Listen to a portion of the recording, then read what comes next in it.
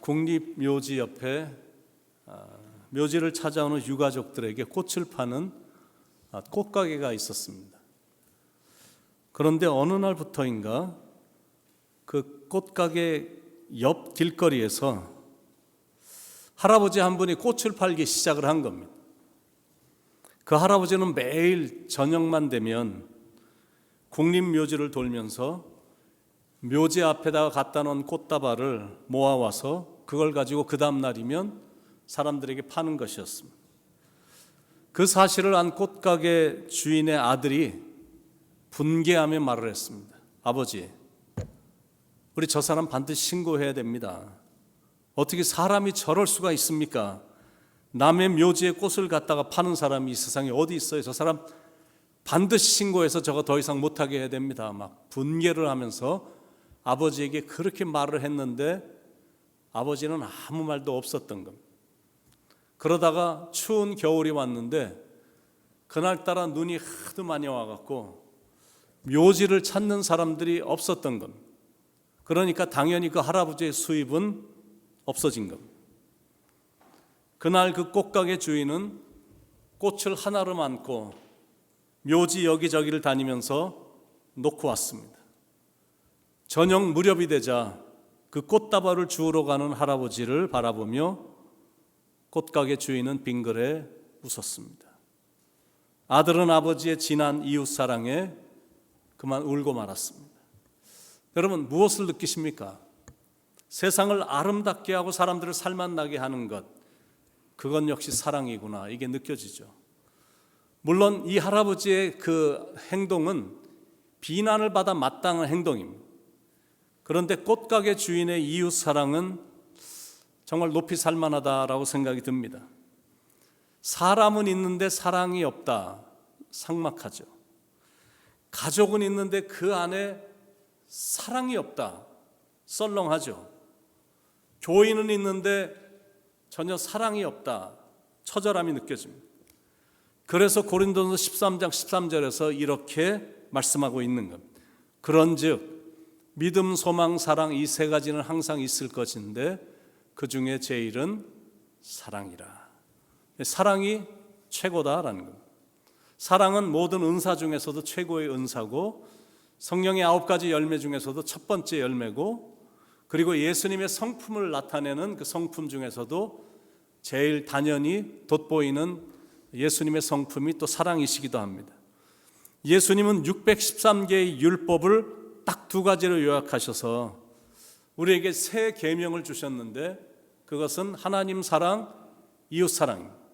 예수님이 주신 계명 중에 제일 큰 계명, 하나님을 온 마음을 다해 사랑하라, 그게 첫 번째 계명. 두 번째 계명은 내 이웃을 내 몸과 같이 사랑하라라는 그 계명을 주신 겁니다. 그러니까 이 2가지만 하면 다른 율법은 안 해도 된다라고 말씀할 정도로 사랑의 중요성을 강조하신 겁니다. 그래서 하나님 사랑, 이웃 사랑이 약해지면 안 되는 거예요.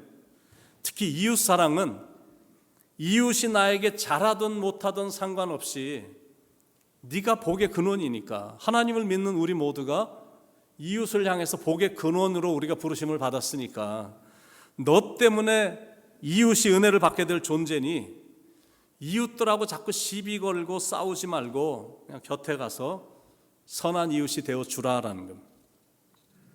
그래서 나중에 그 이웃들이 그런 모습을 보고 은혜를 받고 정말 예수 믿는 사람들은 정말 다른 면이 있구나, 당신이 믿는 예수란 분은 대체 누구냐라고 칭찬해주며 질문이 나올 수 있도록 사랑의 사람이 되라라는 겁니다.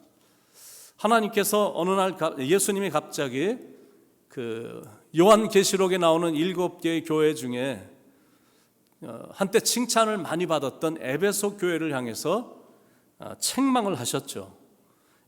요한계시록 2장 4절에 보면 너를 책망할 것이 있나니 너의 처음 사랑을 버렸느니라. 그러니까 에베소 교회는 우리가 에베소서를 통해서도 우리가 다 아는 거지만 에베소 교회는 그 지역의 복음화를 위해서 가장 앞섰던, 복음 앞에 순수했고 주님을 향한 사랑이 아름다웠었기 때문에 그 칭찬을 받았던 교회였습니다. 그런데 어느 순간부터 주님을 향한 사랑이 푹 하고 식어버린 겁니다. 그게 안 된다라는 거예요. 시간이 흘렀다고 페인트 칠한 것처럼 사랑이 변질이 되거나 빛이 발해서는 안 된다라는 거예요. 왜냐하면 내가 사랑이 식어져 버리면, 내 사랑이 변질돼 버리면 나를 그렇게 철저하게 믿었던 상대방에게 너무 실망을 주고, 그리고 결국에는 무너지게 되거든. 그리고 세상은 자꾸 이렇게 사랑이 메마른 사람들이 증가해 버리면 세상은 삭막해지니까, 그러므로 열정과 사랑이 식은 그런 모습이 자기 자신에게 나타나는 것 같으면 다시 회복해야 됩니다. 목사님, 그 시대도 많이 바뀌었는데 저 옛날에 그거 다 했거든요. 저는 모임이란 모임은 안 가본 적이 없습니다. 저는 기도원에도 자주 갔었거든요. 비가 오나 눈이 오나 저 기도원에 많이 갔어요.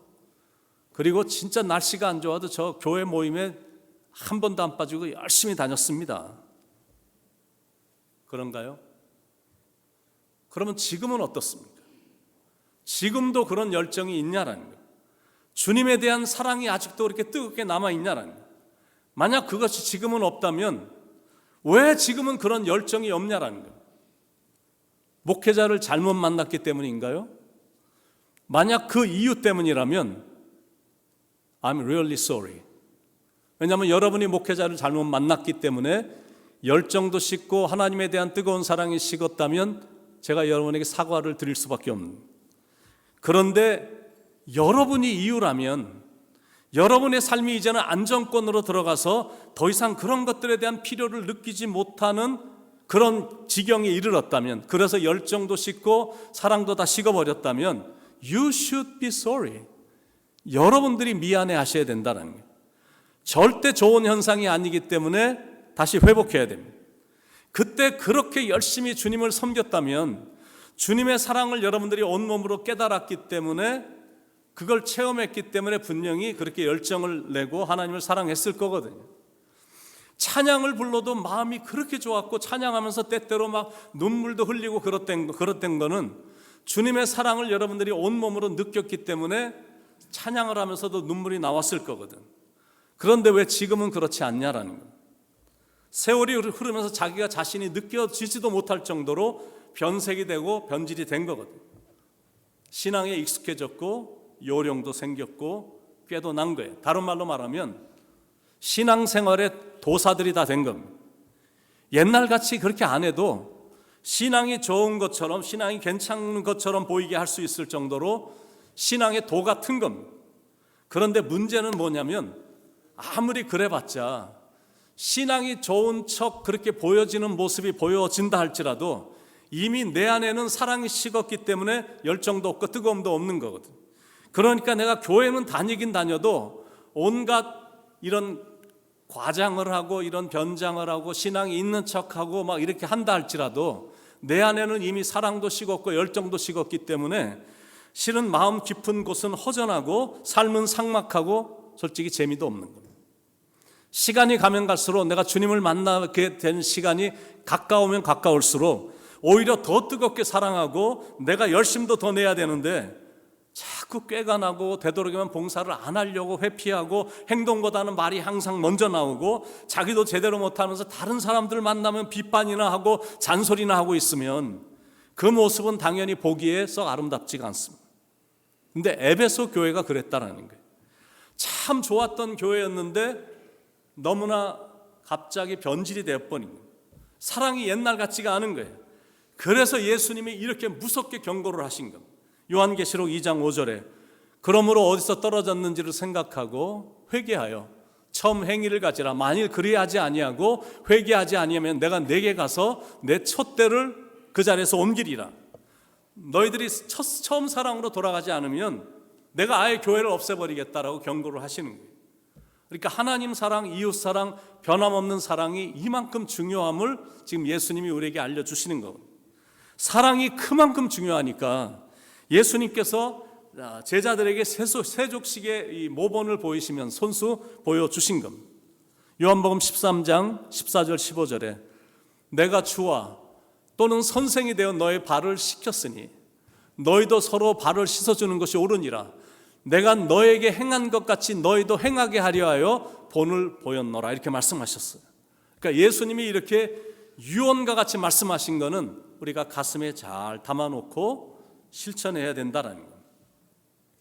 몇 년 전에 그 프랑스 천주교 순례단이 한국을 다녀갔습니다. 한 10일 정도 머물면서 이렇게 교회들을 쭉 탐방도 하고 그리고 10일 동안, 한 10여일 동안 한국의 기독교를 쭉 살펴봤습니다. 150여 년 전에 이 병인 박해 때 순교한 프랑스인 10명의 출신 교구 신자들로 구성된 순례단인데 한국을 떠나면서 이제 이런 충고를 남겼는데, 참고로 병인 박해란 게 뭐냐면 1866년 조선 말기 흥선대원군 정권에 의해 벌어진 대규모 천주교 탄압을 말합니다. 6년 동안 이어진 탄압으로 인해 우리가 이제 기독교의 시작을, 한국에서 시작된 기독교를 우리가 돌이켜보면 1884년도에 언더우드 선교사님이 오시고 아펜젤러 선교사님이 오시고 이러면서 이제 선교가, 한국의 기독교가 새로 시작됐다라고 이렇게 다 믿고 있는데, 실은 몇십 년 전에 이미 천주교가 한국에 들어왔거든요. 그래서 천주교를 이렇게 포교를, 기독교를 나름대로 포교를 하고 있었는데, 조선 말기로 접어들면서 그 흥선대원군이 이런 것들을 탄압을 했어요. 그래서 거기에 몸담고 있었던 신자들, 평신도들 8천여 명하고 그리고 프랑스에서 온 그 선교사 등이 처형이 된 아주 한국에서 최악의 사건으로 알려진 그 사건이 있었습니다. 프랑스란 나라는 한때 천주교의 큰딸이라고 불릴 정도로 막강한 천주교 교세를 자랑하던 나라였습니다. 그런데 여러분들이 이제 유럽을 가시든지 프랑스를 가보시면 전혀 기독교 국가가 아닙니다. 남아있는 그 성전은 노틀담이라든지 이런 많은 성전들은 이제 관광객들이 들어와서 돈을 내고 돈을 지불하고 너무나 멋있게 신앙의 선배들이 지은 건물을 보면서 감탄을 하고 가는 거는 있지만 기독교의 나라는 전혀 아닌 겁니다. 아마 조금 더 있으면 워낙 이슬람 교도들이 많이 그 유럽으로 들어왔기 때문에 프랑스나 영국이나 이런 데로 워낙 많이 들어와서 이제 몇 년 지나면 유럽의 나라들은 프랑스도 이슬람 나라가 될 것이다라고 다들 생각하는 그런 상황입니다. 그렇기 때문에 자기들과 같은 전철을 따르지 말라고 따끔한 충고를 하고 한국을 떠난 겁니다. 여러분들이 이런 식으로 계속 간다면 한국 교회도 프랑스 교회처럼 됩니다. 한국 교회가 오늘날 프랑스 교회처럼 되지 않기 위해서는 복음으로 살아가는 것이 중요합니다. 그런 말이었습니다. 솔직히 이렇게 목회자의 눈으로 볼 때 좀 걱정스러운 일들이 한두 가지가 아닙니다. 왜냐하면 유럽 교회는 이미 다 텅 빈 교회가 됐고 한국 교회는 그 전철을 밟아가면서 텅 빈 교회가 될 것이 거의 눈을 보듯이 아주 확실할 정도라고 느껴질 정도로 좀 걱정스러운 부분이 있습니다. 그렇게 될 가능성이 점점 밀려오는 느낌이 있어요. 좀 시간이 있을 때마다 한국의 그래도 대형 교회들, 유튜브에 나오는 교회들 요즘은 어떻게 예배들을 드리나 하고 관심이 있어서 좀 들어가 보면 정말로 큰 교회인데 이렇게 여기 한 명, 여기 한 명 이렇게 띄엄띄엄 앉아 있는 그런 모습을 굉장히 많이 보게. 대부분의 큰 교회들이 몇 교회 대형 교회를 빼놓고는 참 잘 안 모이는구나. 근데 더 문제는 젊은이들이 교회를 이제 더 이상 안 오는구나 이런 느낌이 듭니다. 그러니까 우리 교회를 포함해서 모든 교회들이 가슴으로 들어야 되는 충고다라고 생각이 듭니다. 교회가 복음이 상실이 돼서 사랑이 식어지고 희미해지면 죄송한 말씀이지만 더 이상 교회는 아닌 거거든요. 그러므로 무엇보다 사랑이 회복이 되어야 된다라는 거예요. 순수하게 사랑하며 살아야 된다라는 거예요. 그래서 그 사랑이 예수님처럼 끝까지 가는 사랑이어야 된다라는 거예요. 요한복음 13장 1절에 이런 말씀이 나오죠. 6월절 전에 예수께서 자기가 세상을 떠나 아버지께로 돌아가실 때가 이른 줄 아시고 세상에 있는 자기 사람들을 사랑하시되 끝까지 사랑하시니라. 이 땅에서의 남은 시간이 정말 얼마 남지 않았는데 예수님은 제자들의 발을 한 명씩 한 명씩 정말로 정성스럽게 씻겨주셨고 마지막 순간까지 이제 몇 시간 후면 내가 이 땅을 떠나는 그 시간인데 그걸 아시면서도 끝까지 제자들을 사랑해 주셨다는 거예요. 그러니까 정말 감동스러운 장면입니다. 제자들의 발을 한 명씩 이제는 내가 너희들과 없는데 힘있게 일어나야 된다. 하나님 사랑하며 살아야 된다. 말은 안 하지만 계속 이렇게 발 씻어 주시면서 모습으로 표현으로 행동으로 이렇게 사랑을 보여주신 거예요. 그러니까 예수님의 사랑은 처음이나 끝까지 한결같은 사랑이었습니다. 자신을 팔려는 가룟 유다에게까지도 변함없이 끝까지 품어주셨고 사랑해 주신 겁니다. 그렇게 사랑해야 됨을 이제 우리가 배우는 겁니다. 베드로전서 4장 8절에 무엇보다도 열심히 사랑할지니 사랑은 허다한 죄를 덮느니라. 요한일서 4장 7절 8절에도 사랑하는 자들아 우리가 서로 사랑하자. 사랑은 하나님께 속한 것이니 사랑하는 자마다 하나님께로 나서 하나님을 알고 사랑하지 아니하는 자는 하나님을 알지 못하나니 이는 하나님은 사랑이심이라. 그러니까 결론이 뭐냐면 사랑이에요. 그렇다면 내 안에 사랑이 없다면 나라는 존재는 아무것도 아닌 겁니다. 내가 아무리 천사의 말을 할지라도 내 안에 사랑이 없다면 이거는 그냥 울리는 굴이나 울리는 꽹과리하고 똑같은 거예요. 내가 아무리 선한 일을 한다 할지라도 내 안에는 사랑의 마음도 없는데 그냥 그런 걸 하는 거라면 아무런 유익이 없다는 거예요. 그래서 사랑은 예수님처럼 진짜여야 된다는 거예요. 우리가 함께 읽은 고린도전서 13장 4절로 7절에 사랑에 대해서 이렇게 말씀하고 있죠. 사랑은 오래 참고 사랑은 온유하며 시기하지 아니하며 사랑은 자랑하지 아니하며 교만하지 아니하며 무례히 행하지 아니하며 자기의 유익을 구하지 아니하며 성내지 아니하며 악한 것을 생각하지 아니하며 불의를 기뻐하지 아니하며 진리와 함께 기뻐하고 모든 것을 믿으며 모든 것을 바라며 모든 것을 견디느니라. 사람이 만족해지고 사람이 행복해질 때가 언제냐면 내가 사랑을 할 때 경험이 되는 거거든요. 그러니까 사랑하는 자나 사랑받는 모든 자가 진정한 사랑을 나누게 되면 만족감이 있어. 그리고 정말 행복감이 있거든. 그래서 내가 너에게 말하노니 서로 사랑하라 이렇게 말씀하신 거거든. 그런데 이거 다 알면서도 내가 막상 하려고 하면 잘 안 되는 게 또 사랑입니다. 이제 이게 문제예요. 그런데 그럼에도 불구하고 그래도 해야 된다는 거죠. 왜냐하면 사랑이란 거는 아는 것도 중요하지만 더 중요한 거는 사랑은 하는 거니까. 아주 오래전이죠. 제가 어렸을 때 즐겨 듣고 부르던 노래였으니까 김세환이란 가수가 있었는데 그가 불렀던 노래 중에 사랑하는 마음이라는 노래가 있어요. 송창식이라는 가수가 작사 작곡을 해서 한때 젊은 사람들에게 참 굉장히 유명했던 또 가사가 건전하고 좋은 노래가 하나가 있어요. 사랑하는 마음보다 더 좋은 건 없을걸. 사랑받는 그 순간보다 흐뭇한 건 없을걸. 사랑의 눈길보다 정다운 건 없을걸. 스쳐닿는 그 손끝보다 짜릿한 건 없을걸. 혼자선 알 수 없는 야릇한 기쁨, 1000만 번 더 들어도 기분 좋은 말 사랑해.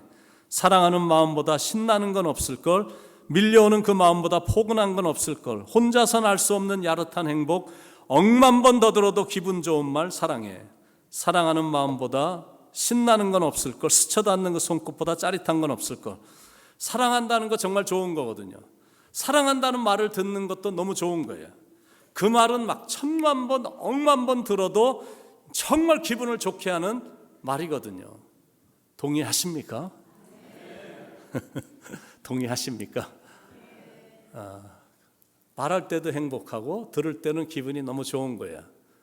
설교 도중인데 제가 옆에 사람 보고 이 말 하라 그러면 할 수 있을지 어색해 하실지 모르지만 한번 설교 도중이지만 우리 옆에 계신 분한테 사랑해요 한번 이렇게 해보시면 어떨까요?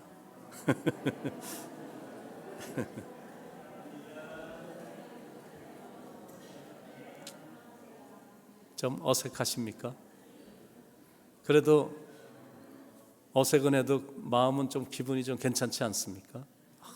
내가 사랑을 그 사람한테 할 수 있다니, 그리고 나한테 누군가 사랑한다고 하니까 참 기분은 좋을 텐데, 그렇게 기분 좋게 좀 신나게 만들어주며 사는 거예요. 요즘은 무슨 이유인지 신문을 봐도, 뉴스를 들어도, 미디어를 통해서 다 보는 것마다 훈훈하고 따뜻한 소식들을 거의 들을 수가 없습니다. 노다지 죽고 죽이고 사람들의 마음만 분열시키는 이 정치판의 내용들, 잔인한 일들, 전쟁의 소식들, 난민 문제들, 자연재해 소식들, 이런 것만 계속 보여줍니다. 그러니까 아무리 명랑한 사람도 이런 것만 계속 앉아서 보고 있거나 전화기 켜갖고 오늘은 또 무슨 소식이 있나 이렇게 해갖고 자꾸 이런 것만 들으면 사람은 다 저절로 우울해지거든요. 이 세상은 좋은 것도 참 많은 세상일 텐데, 훈훈하고 따뜻한 이야기들도 분명히 많을 텐데, 진정한 사랑을 나누고 베푸는 것이 분명히 많을 텐데, 선한 사마리아인들이 분명히 어딘가에 섞여 분명히 살고 있을 거거든요. 오른손이 하는 걸 왼손이 모르게 조용히 사랑을 베푸는 사람들도 참 많을 텐데, 왜 이런 것들은 알려주지 않고 맨날 정치판 이야기들, 싸우는 이야기들, 누가 죽었다는 이야기들, 차 타고 가다가 새벽기도 가다가 차 사고가 나서 직사에 이런 이야기만 왜 나오는 걸까? 며칠 전에 미국 여자분이신데 예쁘게 생기신 분이, 어린 자녀가 한 명 있고 남편이, 좋은 남편이 있는데 암으로 고생을 하다가 세상을 떠났습니다.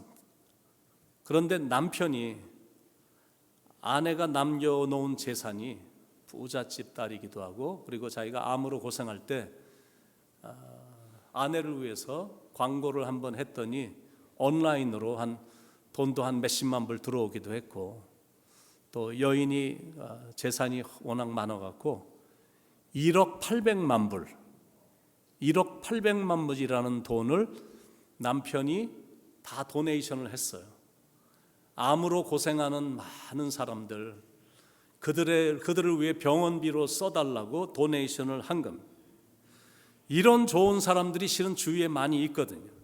여러분, 미국에 있는 병원들은 대부분 다 그렇잖아요.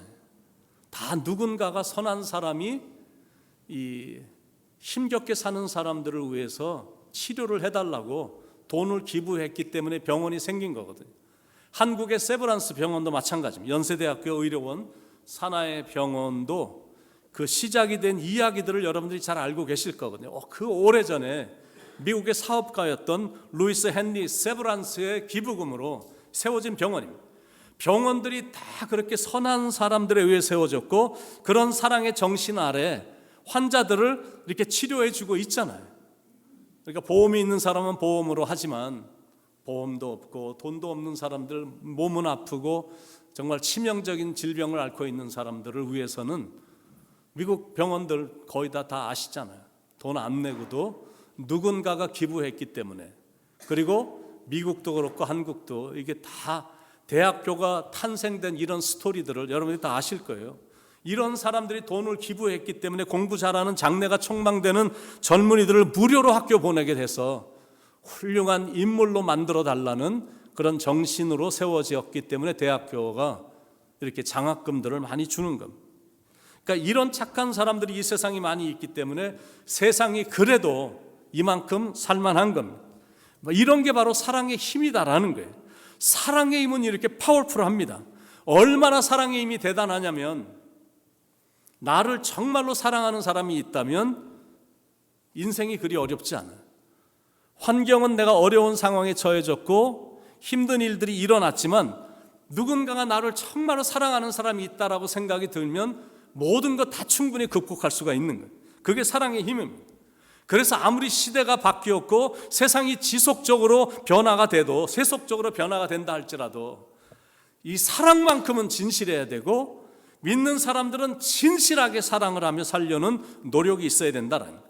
근데 그렇게 하려면 먼저는 하나님의 이 unconditional love, 이 조건 없는 사랑, unrelentless love, 이 꾸준한 사랑을 배워야 됩니다. 그러면 상대방을 진실로 사랑하게 되는 거예요. 하나님을 진실로 사랑하기 때문에 내가 배우자를 그렇게 진실하게 사랑해 주는 거거든요. 아내를 진실로 사랑하니까 아내가 그 사랑을 받으며 감동의 눈물을 흘리는 겁니다. 남편을 진실하게 사랑하는 아내니까 남편의 눈에서 감동의 눈물이 나오는 겁니다. 우리가 1부 때 이 찬양을 불렀거든요. 그 크신 하나님의 사랑 말로 다 형용 못하네, 이 찬양을 불렀어요. 그런데 이 곡을 작사 작곡한 분이 프레드릭 리맨 목사님이신데, 그 오래전에 목회 길은 너무 힘드니까 너무 어려운 목회를 하고 계셨던 겁니다. 그런데 어느 날 아내가 도시락 안에 넣어준 그 글을 읽고 너무 감동을 받아서 아내가 하는 사랑도 이렇게도 고귀한데 하나님의 사랑은 얼마나 더 클까? 하늘을 두루마리 삼고 바다를 먹물 삼아도 다 쓸 수 없는 그 하나님의 그 사랑, 하나님의 크신 사랑, 그 어디다 쓸까? 저 하늘 높이 쌓아도 채우지 못하리. 그 사랑을 받고 그 사랑에 감동해서 이런 찬양을 쓴 겁니다. 목회가 힘들었고 삶도 재정적으로 너무 힘들었지만 하나님의 사랑으로 부부가 서로 사랑하고 격려해 주니까 충분히 어려움을 이길만 했고, 그런 사랑을 주고받으니까 순간이 감동이었던 겁니다.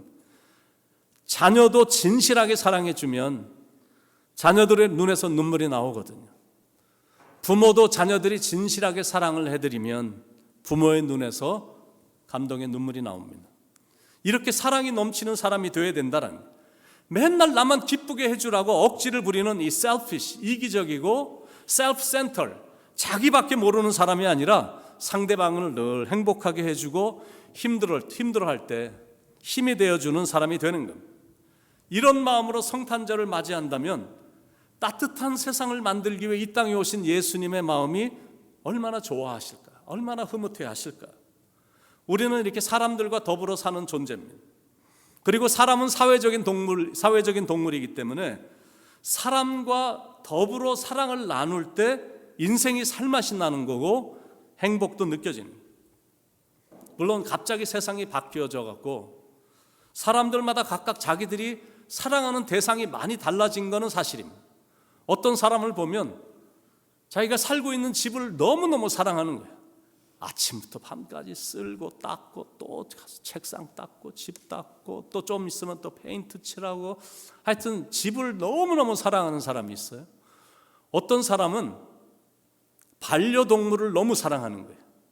나는 사람은 싫은데 하여튼 반려동물은 되게 좋아하는 거예요. 어떤 사람은 운동하는 거 사랑하고, 어떤 사람은 일하는 거 사랑하고, 어떤 사람은 먹는 거 사랑하고, 어떤 사람은 컴퓨터하고 이런 걸 너무 사랑하는 거예요. 사랑의 대상들이 아주 다양해졌습니다. 그런데 성경이 말하는 사랑이란 그런 사랑을 말하지 않습니다. 성경이 말하는 사랑은 그런 중독성이 있는 자기만의 즐거움을 만끽하는 그런 사랑이 아닌 아가페 사랑을 말합니다. 아가페 사랑. 한번 같이 해볼까요? 아가페 사랑. 아가페 사랑. 아가페 사랑이 뭐죠? 아가를 패는 사랑인가? Unconditional love. 아가페 사랑. 조건이 없어. 이 사람이 나한테 이만큼 했기 때문에 내가 나도 요 정도는, 그게 아니라 하여튼 조건 없는 사랑, 순수한 사랑을 말합니다. 하나님이 아담을 창조하셨어요. 이 땅에 사람이 자기밖에 없으니까 아담은 눈만 뜨면 눈을 감을 때까지 아주 일하느라고 정신이 없었어. 아무도 없으니까 그냥 일만 하는 거예요. 그런데 아담이 했던 일이 뭐냐면 다니는 곳마다 동물들에게 이름을 붙여주는 거예요. 너는 몸에 문신이 많으니까 이제부터 네 이름은 호랑이다. 너는 코가 크니까 코끼리. 그리고 등에 뭐가 이렇게 있으니까 너 이름은 이제부터 거북이다. 목이 기니까 너는 기린이다 하고 이렇게 이제 이름을 가는 곳마다 그 일로 정신없이 보내고 있는 것. 근데 하나님이 이렇게 바라보시니까 보기에 별로 안 좋은 거예요. It's not good for man to be alone. 사람이 독처하는 것이 좋지 못하니. 성경에 처음으로 좋지 못하다는 말이 여기서 등장을 합니다. 하나님께서 모든 것을 다 완벽하게 만들어서 모든 것이 다 완벽하게 운행이 되고 있었는데 사람이 혼자 사는 걸 보니까 하나님도 안 좋다라고 느껴지신 겁니다. 그래서 아담을 잠들게 하신 후에 아담의 갈비뼈 하나를 꺼내서 아담을 위해 돕는 배필인 인생의 여정을 같이 걸어갈 여자를 만드신 겁니다. 그리고 나서 이렇게 멀리서 아담과 그 아내인 이브가 이렇게 사랑하며 지내는 걸 보니까 하나님의 마음이 흡족하셨던 거예요. 여러분, 인생이란 이렇게 사랑하며 사는 겁니다. 그런데 안타깝게 현실은 사랑했던 사람이 미워하는 사람으로 갑자기 바뀌어버린 거예요. 그래서 결국엔 헤어지는 일들이 빈번하게 일어납니다. 그러니까 마음에 고통이 있어, 아픔이 있어, 그리고 상처가 있어. 그러니까 사람한테 이렇게 몇 번 당하다 보면 사람을 보고 싶지도 않은 이런 그 마음이 자꾸 들기도 하거든요. 교회에서도 서로 뜨겁게 사랑했었는데 미워지는 관계로 바뀌어버린 거예요. 그러니까 교회는 와야 되는데 내가 좀 미워하는 사람이 저기 앉아있는 걸 알고 있으니까 거기에 앉아있기가 너무 고통스러워서 이제 떠나는 일들이 일어나는 겁니다. 결국 좋지 않은 관계가 돼서 껴나니까 서로에게 큰 상처고 아픔이고 고통인 겁니다. 자기가 태어난 나라니까 자기 조국을 많이 사랑했는데, 그래서 애국자라는 소리를 들을 정도로 한국 축구팀이 다른 나라하고 축구 시합을 하면 빨간 옷을 입고 나가고 모자 쓰고 나가고 이걸 두드리면서 대한민국 짝짝짝짝하고 그 애국의 모습을 보였는데, 그런데 나라가 돌아가는 모습을 자꾸 이렇게 안 좋게 경험하다 보니까 한국이 자꾸 싫어지는 거예요. 조국이 자꾸 미워지는 거예요. 결국 한국을 떠나 이민길에 오르는 일들이 비일비재합니다. 참 마음이 아픈 케이스들이에요. 그러니까 이렇게 하게 되면 마음의 상처가 너무 많아지니까, 고통이 많아지니까 절대 그러지 말고 사랑을 하라라는 거예요. 인생이 그다지 길지도 않은데 이왕이면 사랑으로 시작했다가 사랑으로 끝까지 사랑하며 살자라는 겁니다. 그렇게 사랑하는 사람들이 이 땅에 많아지면 이 세상은 정말로 따뜻한 세상이 될 거고, 우리 교회 안에 그런 사랑하는 사람들로 가득 차다면 정말 우리 교회가 푸근한 교회가 될 거고, 여러분이 그런 따뜻한 사랑을 실천하는 사람이면 여러분의 가정은 정말 스윗홈, 행복하고 따뜻한 가정이 될 것입니다. 그렇게 사랑을 주고받으며 오손도손 사는 거죠. 아멘이십니까? 요즘 제가 설교 도중에 유행가 가사를 인용하는 일이 조금 일어나는 분위기인 것 같아서 제가 이게 타락하고 있는 거 아닌가 생각이 들어서 죄송한 마음은 있지만, 그런데 어떤 유행가는 좀 건전가요라 그런지 가사가 조금 푸근한 곡들이 좀 있어요. 패티김의 사랑해 사랑해 당신을 사랑해, 이 생명 이 마음을 다 바치고 당신을 사랑해, 사랑해 사랑해 당신을 사랑해, 영원히 영원히 변함없이 당신을 사랑해. 가사가 참 좋습니다. 이 가사가 좀 좋아갖고 제 아내가 그 가사를 약간 바꿔서 그 노래를 가지고 여성 사역 부원들에게 이렇게 춤을 추게 하려고 좀 시도를 했던 적이 있었습니다. 근데 아직 공연은 하지 못했는데 제 아내가 가사를 약간 바꿔봤어요. 사랑해 사랑해 주님을 사랑해, 이 생명 이 마음을 다 바치고 주님을 사랑해, 사랑해 사랑해 주님을 사랑해, 영원히 영원히 변함없이 주님을 사랑해. 아마 어떤 계기가 되면 조만간 우리 여성 사역부원들이 춤추며 이렇게 주님을, 이 곡을 가지고 찬양하지 않을까 생각을 하는데, 근데 제 말씀의 포인트는 뭐냐면 그렇게 변함없이 주님을 사랑하고 가족을 사랑하고 성도들을 사랑하고 이웃을 사랑하며 살자. 그게 좀 포인트입니다. 추운 겨울이 또다시 성큼 다가왔습니다. 날씨가 이제 계속 추워질 텐데 추운 겨울이 왔는데도 주님의 성탄절이 껴있기 때문에, 크리스마스가 다가오기 때문에 마음만큼은 설레고 기쁩니다.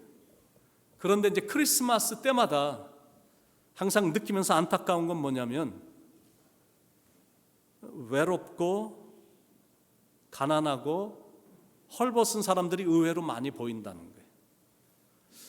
이게 워낙 기쁜 계절이다 보니까 부유한 사람들은 막 아무거나 원하는 거 사서 주고 막 이러면서 흥겹게 주고받고 이런 것이 있지만 유난히 이런 계절이 되면, 연말이 되면 가난하고 의외로 힘들어하는 사람들이 눈에 많이 띄어서 참 마음이 안타까운 그런 일들이 있습니다. 우울증에, 공황장애에, 사람을 기피하는 기피증에, 또 사랑하는 사람을 잃어서 너무나 외롭게 지내는 사람들, 안 되는 사업체를 붙잡고 허덕이는 사람들, 쌓여가는 빚으로 인해 힘겨워하는 사람들, 일만 죽어라고 했지 한 번도 쉬어보지도 못하고 휴가 한 번 가보지도 못해갖고 막 쌓일 대로 쌓여갖고 뭔가 폭발하기 일보 직전의 사람들, 그리고 감옥에 간 사람들, 마약 중독자들, 도박 중독자들 많아. 그런데 그런 사람들에 대해서 우리가 비판이나 비난하는 것은 다 내려놓고 조건 없이 사랑의 마음으로 대하는 것이다, 대하자라는 것. 왜냐하면 우리가 그동안 주님으로서 받은 게 너무 많으니까 작은 거 하나라도 나누려는 마음으로 이 기간을 보내자라는 것. 그런 사람들이 가장 절실히 필요로 하는 게 사랑이거든. 그런 사람들을 정상적인 궤도로 회복시켜주는 것도 사랑이다라는 거예요. 그러니까 이 시대에 절실히 필요한 사람은 선한 사마리아인입니다. 그런 사랑의 사람이 많이 나와야 됩니다. 제가 그동안 왜 시리즈를 통해서 이런저런 주제로 설교를 했죠. 감사, 믿음, 소망 이런 것 쭉 했는데, 그런데 역시 모든 것 중에 최고는 사랑입니다. 왜냐하면 믿음과 소망이란 거는 다 자기 자신만을 위한 거야. 그런데 사랑은 상대방을 위한, 하나님과 이웃을 위한 것이기 때문에 차원이 다른 겁니다.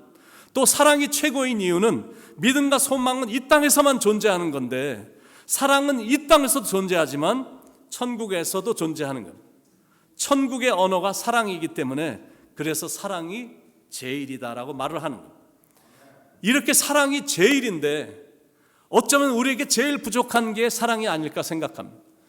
저에게도 제일 부족한 게 사랑이 아닐까 생각을 해봅니다. 그래서 생각도 바꾸는 거예요. 그리고 결심도 새롭게 해보는 거예요. 사랑하는 사람이 될 것을, 내가 온유하고, 그리고 남들을 위해서는 항상 양보하고, 그리고 남들의 유익을 위해 나는 항상 손해보는 쪽으로 가고, 그리고 따뜻하게 말해주는 사람이 될 것을 결심해 보는 거예요.